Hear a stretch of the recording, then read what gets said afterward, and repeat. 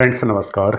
इस हफ्ते की जो फसक है वो इस तरह से है कि इस हफ्ते उत्तराखंड के उत्तरकाशी ज़िले में खीर-गंगा में जो बाढ़ आई उसकी वजह से उत्तरकाशी का धराली मार्केट पूरी तरह तबाह हो गया। बताया जा रहा है कि उसमें 4 लोगों की उसी दिन मौत की पुष्टि हो गई थी और 70 से अधिक लोग लापता बताए जा रहे थे। तो जो लोग पहाड़ों में रहते हैं वो जब यहाँ शुरुआत में बस्तियाँ बसी होंगी उस ज़माने में जंगलात और सिविल भूमि, 2 तरह की भूमियाँ नहीं होती थी, सिर्फ़ भूमि होती थी। बाद में जब स्थायी बंदोबस्त हुआ तो कुछ ज़मीन को जंगलात घोषित किया गया, कुछ को सिविल घोषित किया गया। इससे पहले उत्तराखंड के लोग बरसात के सीज़न में जब आपदा आने का खतरा होता था, वे बरसात शुरू होने से पहले ही किसी सुरक्षित स्थानों पर चले जाते होंगे। लेकिन जब जंगलात भूमि घोषित हो गई तो उत्तराखंड के लोगों का अपने सीमित क्षेत्र में, सीमित दायरे में रहने के लिए विवश हो गए, बाध्य हो गए। अगर वे जंगलात भूमि में किसी सुरक्षित स्थान में जाना भी चाहें तो वहाँ पर वन विभाग उनको जाने नहीं देगा। तो इस वजह से जो उत्तराखंड के लोग हैं वे ऐसे स्थानों पर रहने के लिए मजबूर हो गए जो जहाँ पर लैंडस्लाइड का खतरा था, ज़मीन धंसने का खतरा था। तो उत्तराखंड के लोगों का जो यहाँ पर सदियों से रह रहे थे उनका जंगलों से हक छिन गया स्थायी बंदोबस्त के कारण। तो ऐसी स्थिति में उत्तराखंड के लोग एक सीमित स्थान पर रहने को मजबूर हुए और बरसात के सीज़न में जब लैंडस्लाइड का खतरा रहता है वे उससे पहले अपने गांव छोड़कर दूसरी जगह नहीं बस पाए, बसने का उनका अधिकार छिन गया। आप देखते होंगे जो मुनस्यारी के आसपास के भोटिया जनजाति के लोग होते हैं वे जब ऊपर हाइक का मौसम खराब होता है उससे पहले ही वे घाटी में सुरक्षित स्थानों पर चले आते हैं। तो दोस्तों अगली फंसक ये है कि कुछ लोग बहुत तेज़ गति से अमीर होना चाहते हैं। उनके अंदर धन की बहुत ज़्यादा भूख होती है। ये इनके इन प्रकार चाहे किसी को ठगना पड़े, चाहे किसी का घर-बार डुबाना पड़े, कई लोग बहुत जल्दी धनवान होना चाहते हैं। तो इसी तरह का एक किस्सा उत्तराखंड के देहरादून से है जहाँ ज़मीन दिलाने के नाम पर किसी एक व्यक्ति से 1 करोड़ 65 लाख रुपए ठग दिए गए। तो इस तरह से लोग जब ठगी करके धन बनाते हैं तो इनको क्या लगता होगा कि ये नहीं पकड़े जाएंगे? मनुष्य कब सुधरेगा? अभी कितने वर्ष मनुष्य को लगेंगे कि वो इस तरह के आपराधिक कृत्य नहीं करे? कोई इस बात की आने वाले समय में संभावना नहीं है। भाई आप लोग ठगे जा रहे हैं, आपको खुद ही सतर्क रहना होगा, आपकी कोई मदद नहीं करेगा। आपको ये मानकर चलना होगा कि आपके आसपास के लोग आपको ठगने के लिए, धोखा देने के लिए हर समय उपलब्ध हैं, बस आपको फूँक-फूँक कर कदम रखना होगा। फ्रेंड्स नेक्स्ट फंसेगी ट्रंप की फिर धमकी, काफ़ी टैरिफ बढ़ाएंगे। ट्रंप का कहना है कि भारत अच्छा साझेदार नहीं है। तो एक तरफ ट्रंप कहते हैं कि प्रधानमंत्री मोदी उनके बहुत अच्छे दोस्त हैं, दूसरी तरफ वे भारत को धमकी दे रहे हैं। तो ट्रंप के व्यवहार को समझना बहुत कठिन है। वे कब किस कौन सा पैतरा बदलेंगे इस बारे में कुछ कहा नहीं जा सकता है। अमेरिका के राष्ट्रपति ट्रंप के बारे में आपको पता होगा, जब वे अपने द्वितीय कार्यकाल के लिए इलेक्शन हार गए थे तो उनके काफ़ी सपोर्टर अमेरिका व्हाइट हाउस में चढ़ गए थे। वहाँ पर काफ़ी ज़्यादा उन्होंने हिंसक गतिविधियाँ की थी। तो उस समय अमेरिका के राष्ट्रपति ट्रंप को अंडरग्राउंड होना पड़ा था और ट्रंप एक अच्छे व्यक्ति नहीं हैं। वे वही करते हैं जो उनके अपने हित में होता है। तो यहाँ पर भारत को धमकी दे रहे हैं कि वे टैरिफ बढ़ाएंगे। तो भारत को अमेरिका के राष्ट्रपति ट्रंप के आगे झुकने की ज़रूरत नहीं है। ट्रंप जितनी तेज़ी से आने वाले सैलाब हैं, फ्लड हैं, ये उतनी जल्दी चले भी जाएंगे और अगले 4 साल बाद ट्रंप अमेरिका के राष्ट्रपति नहीं रहेंगे और जो आने वाले राष्ट्रपति रहेंगे वे निस्संदेह ट्रंप की नीतियों को फॉलो नहीं करेंगे, क्योंकि ट्रंप एक अग्रेसिव प्रेसिडेंट है। तो ट्रंप इतने एग्रेसिव क्यों हो गए भारत के खिलाफ? तो आपको पता होगा अभी हाल में कनाडा में G7 की बैठक हुई थी जिसमें भारत के प्रधानमंत्री ने भी वहाँ पर भाग लिया था। तो उसी दौरान ट्रंप ने प्रधानमंत्री मोदी से कहा था कि वे कनाडा से भारत लौटते समय अमेरिका होकर जाएं तो अच्छा रहेगा। तो इस पर मोदी जी ने कहा था कि वे अमेरिका नहीं आ सकते। हालांकि उस दौरान वहाँ पाकिस्तान के जनरल आसिम मुनीर थे।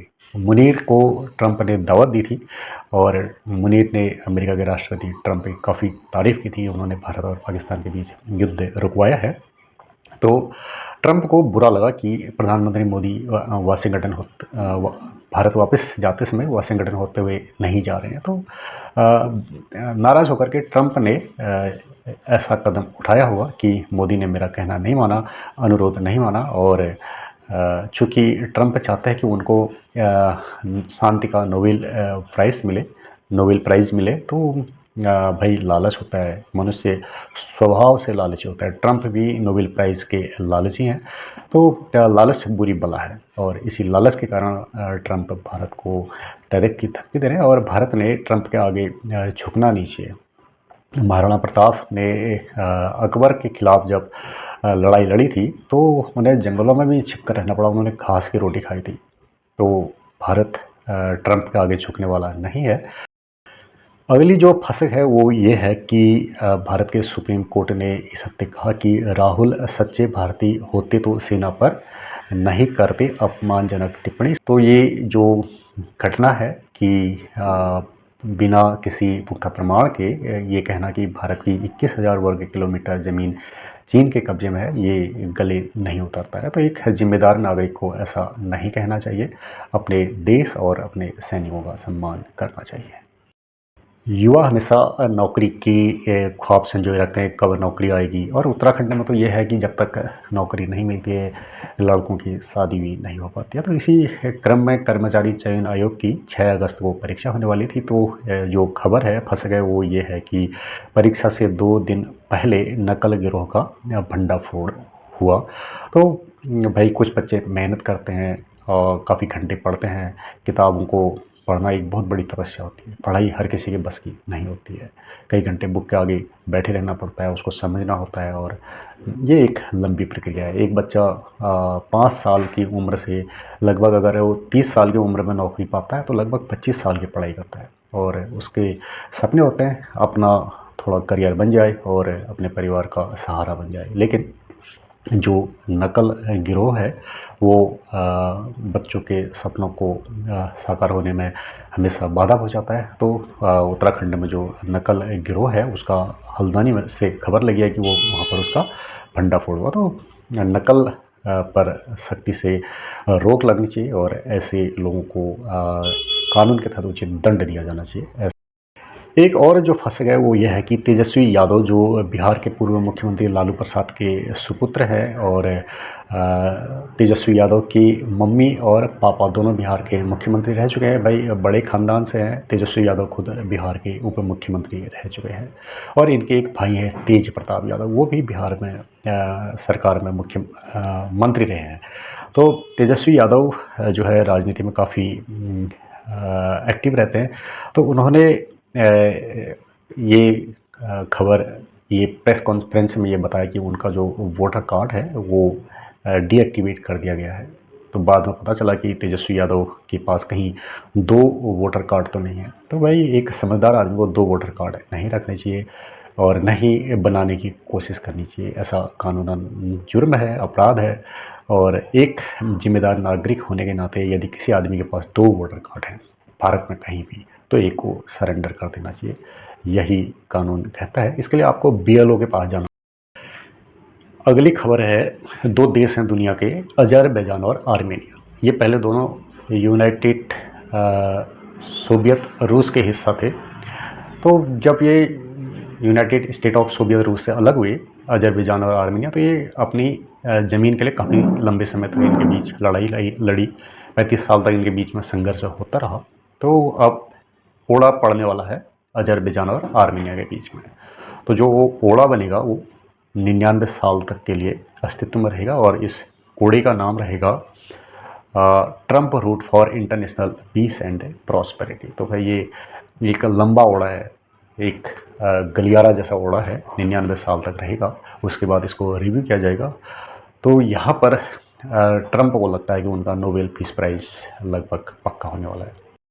जो अगली फसक है वो यह है कि जंगली मशरूम खाने से बिगड़ी दंपति की तबीयत। तो ये पिथौरागढ़ से ये खबर है।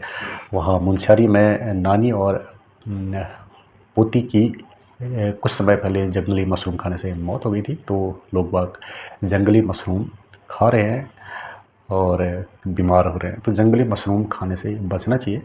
वैसे भी ये ऐसा भोजन था जिसको लोग सामान्यतः खाते नहीं थे, तो अब खाने लग गए हैं। तो जहरीले मशरूम और खाने योग्य मशरूम में अंतर नहीं कर पा रहे हैं, जिससे लोग बीमार हो रहे हैं। तो अगली फसक है चंपावत ज़िले से, जहां देवीथुरा में मां बाराही के मंदिर में 8 मिनट तक बगवाल चली और इस दौरान 183 लोग घायल हो गए। तो भाई मां बाराही को प्रसन्न करने की ये अनोखी परंपरा है और हर किसी के बारे में दुआ करते हैं कि मां बाराही सब पर कृपा करें, सबका कल्याण करें, इस देश का, हमारी उत्तराखंड का और पूरी दुनिया का कल्याण करें। तो जो जिन अब एक फसक है परिवहन निगम के डीजीएम वित्त बी कुमार निलंबित। तो ये जो कुमार साहब हैं बड़े ऑफिसर हैं तो इनके खर्चे भी बड़े होंगे। तो इसमें जो खबर छपी है, इनके बारे में जो फसक छपी है वो ये है कि इन्होंने जो रोडवेज बस थी, अनुबंधित रोडवेज बस, उनके मालिकों से कुछ पैसा अपने पारिवारिक सदस्यों के बैंक खाते में ट्रांसफ़र कराया। तो इनके द्वारा 1 जनवरी 2018 से 31 दिसंबर 2023 के बीच लगभग अपनी आय से 59 लाख रुपए ज़्यादा खर्च किए। भाई कहाँ से आए 59,64,674 रुपये? तो ये जाहिर है भ्रष्टाचार के पैसे होंगे। तो लोग, कुछ एक लोग वो बाज नहीं आएंगे, मानेंगे नहीं।